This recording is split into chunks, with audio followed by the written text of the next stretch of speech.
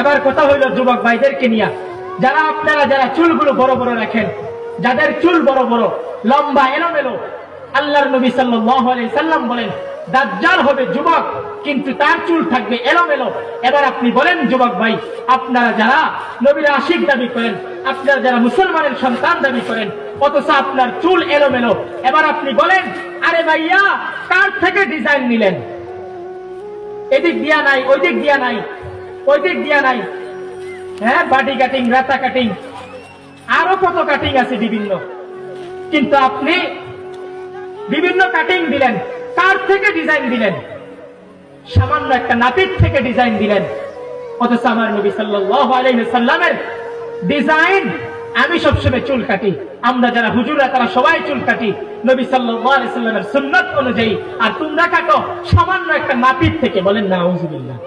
তাইলে তুমি কত বড় নবীর আশিক তুমি নিজেই করো। এই জন্য বাবা অনুরোধ করে বললাম, যারা নবীর আশিক দাবি করে সবাই সাবধানে কাজ করবেন ইনশাআল্লাহ।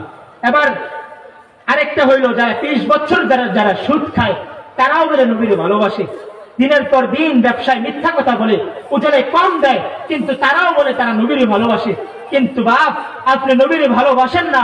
যারা বলে সুদ খেয়ে নবীর ভালোবাসে, ঘুষ খেয়ে নবীর ভালোবাসে, মিথ্যা কথা বলে নবীর ভালোবাসে, চুল এলোমেলো রেখে নবীর ভালোবাসে, এটা কোন নবীর ভালোবাসা হইতে পারে না, এটা নবীর ভালোবাসা হইতে পারে না।